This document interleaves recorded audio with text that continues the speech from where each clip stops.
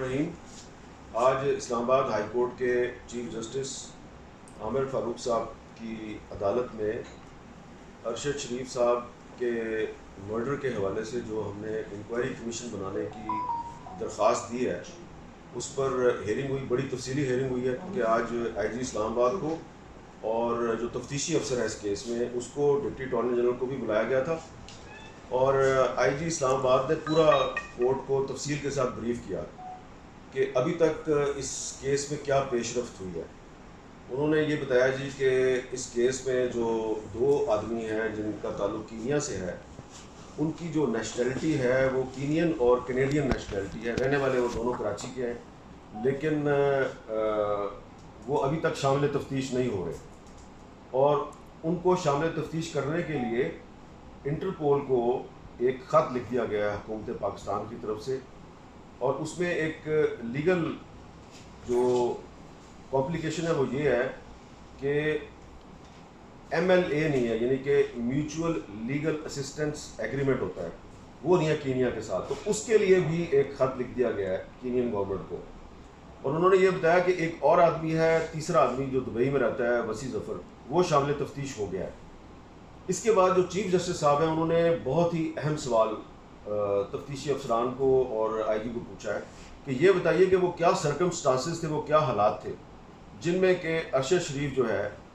وہ پاکستان چھوڑنے پر مجبور ہوئے۔ تو اس پر جو تفتیشی افسر ہے اس نے بتایا جی کہ ان پر 9 ایف آئی آرز تھیں، 4 بلوچستان میں تھیں، 4 سندھ میں تھیں اور 1 اسلام آباد میں تھی، اور وہ جو ایف آئی آر ہے اس میں ایک ایف آئی آر میں ایس ایچ او جو ہے وہ خود مدعی تھا تھانے کا، اور باقی ایف آئی آرز میں کچھ دیگر لوگ جو ہیں وہ اس کے مدعی تھے۔ وہاں پہ پھر جو ہمارے جو اس کیس میں وکیل ہیں بیرسٹر شعیب رزاق صاحب، انہوں نے چیف جسٹس صاحب کو بتایا جی کہ ارشد شریف صاحب کے مرڈر کی انکوائری کے لیے جو 2 فورمز بنائی گئی تھی، 2 کمیٹیاں بنائی گئی تھیں، دونوں میں یہ پیش ہوئے، اور انہوں نے کورٹ کو یہ بتایا کہ وہ جو حالات تھے وہ کیا تھے، اور انہوں نے بتایا کہ جی ارشد شریف یا تو اپنے گھر میں چھپے رہتے تھے یا وہ ان کے ساتھ ان کے دفتر میں چھپے رہتے تھے۔ وہاں پہ ارشد شریف کو میسیجز آتے تھے جو کہ وہ ان کے ساتھ شیئر کرتے تھے شہید ارشد شریف، اور اس میں انہوں نے آج کورٹ کو یہ واضح طور پہ بتایا ہے کہ جو ایک میسیج آیا ارشد شریف کو،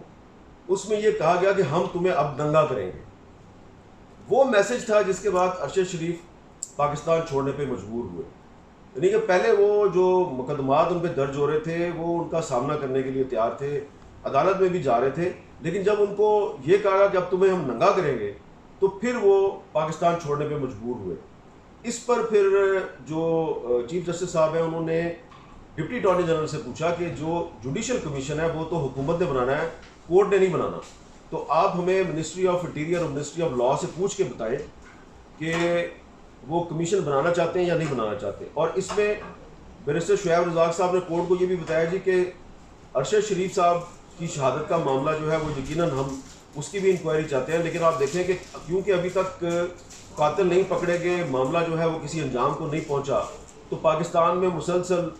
صحافیوں کی ان دی لائن آف ڈیوٹی کلنگز ہو رہی ہیں، شہادتیں ہو رہی ہیں، اور صرف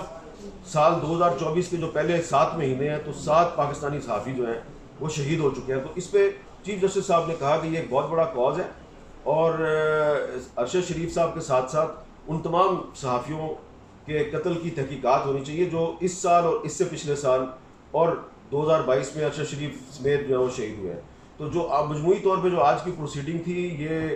بڑی پازیٹیو پروسیڈنگ تھی، اور اس میں اب 6 اگست کی اگلی ڈیٹ ڈالی گئی ہے، اور 6 اگست کو حکومت کی طرف سے کورٹ کو بتایا جائے گا کہ جو وفاقی حکومت ہے وہ جوڈیشل کمیشن بنانا چاہتی ہے یا نہیں بنانا چاہتی، اور مجھے امید ہے کہ وفاقی حکومت کو جوڈیشل کمیشن بنانے پہ کوئی اعتراض نہیں ہوگا، کیونکہ اگر ایک ارشد شریف کی شہادت کا معاملہ جو ہے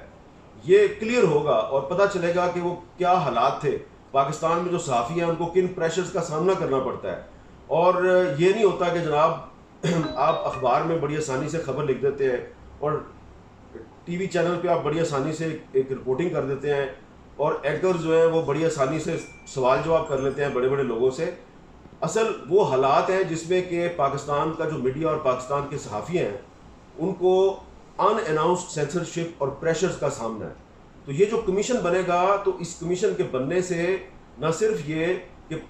عالمی سطح پہ حکومت پاکستان کی بھی کریڈیبلٹی بنے گی، بلکہ اس کے نتیجے میں جو پاکستان کا میڈیا ہے اس کو جو ان سین نامعلوم قسم کے جو پریشرز ہیں، ایک ان اناؤنسڈ سینسرشپ کا سامنا ہے، وہ بھی کم ہو سکتا ہے اور اس کا پاکستان کو فائدہ ہوگا، نقصان نہیں ہوگا۔ اچھا میر صاحب یہ بتائیے کہ ابھی آپ نے تذکرہ کیا کہ ان کو جو آخری میسج ہے جس کا بیرسٹر شعیب رزاق نے تذکرہ کیا، یہ پہلی دفعہ بات منظر عام پر آئی ہے کہ ہم تمہیں ننگا کریں گے، تو آپ سمجھتے ہیں کہ جو جوڈیشل کمیشن بنے گا اس میں جنہوں نے یہ دھمکی دی ان کو بھی بلایا جائے کہ اس طرح کی بات آپ نے کیوں کی؟ دیکھیں اس کے علاوہ بھی بہت سی چیزیں ہیں جو کہ ہمیں پہلے بھی پتہ تھی اور اب آہستہ آہستہ پتہ بھی چل رہی ہیں۔ ٹھیک ہے، کینیا کی ایک کورٹ جو ہے اس نے ایک فیصلہ دے دیا ہے،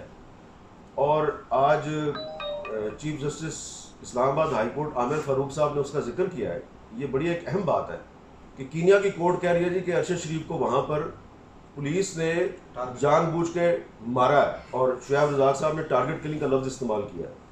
وہ تو کینیا میں ہوا نا، لیکن جو اصل بات جو عدالت نے بھی اٹھائی ہے اور جو ہم بھی اٹھا رہے ہیں کہ وہ کیا حالات تھے جس میں کہ ارشد شریف کو پاکستان چھوڑنا پڑا، تو اس میں ہم نے آج کورٹ میں جس میسج کا ذکر کیا ہے وہ میسج بھیجنے والا جو ہے ہمیں اس کا بھی پتہ ہے، اور ہم یہ چاہیں گے کہ وہ بندہ جو ہے وہ آ کے بتائے کہ اس نے یہ میسج کیوں بھیجا، اس کا اسکرین شاٹ ہے ان کے پاس، اور شعیب رزاق صاحب کا جو موبائل فون ہے اللہ کرے وہ محفوظ رہے،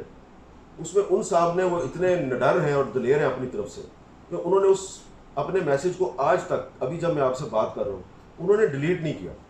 ان کا خیال ہے مجھے کسی نے پوچھنا، ٹھیک ہے نا۔ تو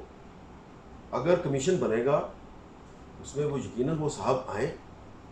شاید ان کا یہ خیال ہے کہ میں نے تو کسی کے کہنے پہ یہ میسج کیا تھا، مجھے کیا ضرورت ہے ڈیلیٹ کرنے کی، تو پھر وہ آ کے بتا دیں کہ انہوں نے کس کے کہنے